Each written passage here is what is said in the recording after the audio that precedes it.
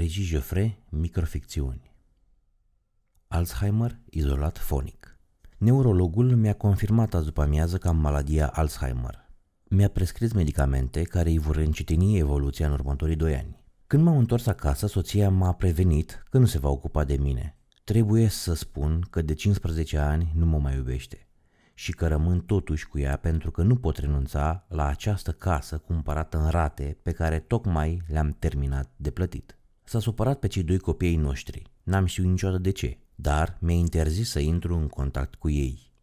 Mă tem de ea pentru că atunci când e mânioasă mă și lovește. Nu mi-a trecut niciodată prin minte să o lovesc și eu, căci mi s-ar părea că dau în mama. Ocupă parterul și primul etaj, dar eu mi-am amenajat subsolul după gustul meu. Ba chiar l-am și izolat fonic ca să pot cânta la vioară fără ca ea să apară ca o furie și să o rupă pe coapsă. Adeseori rămân acolo mai multe zile la rând.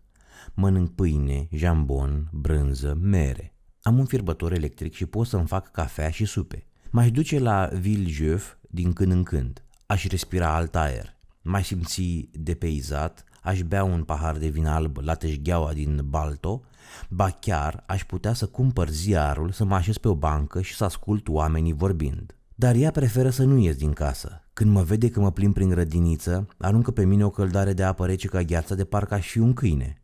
Mi se întâmplă să plâng, dar ea crede probabil că lacrimile mele sunt doar niște picături de apă. Cred că am fost fericiți la începutul căsătoriei, dar nu mai amintesc. Știu că am avut împreună o fată și un băiat, dar adeseori pun capul unuia pe trupul celuilalt sau dublez imaginea unuia pe trupul celuilalt. Anii au trecut. Cred că nu-mi mai iau medicamentele.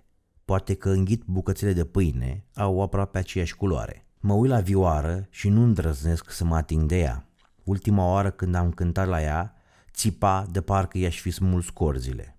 De când cad pe scări, soției i s-a făcut milă de mine. Îmi aruncă mâncare printr-o ferestruică. Odată a coborât. Mi-a zis că not într-o mare de rahat.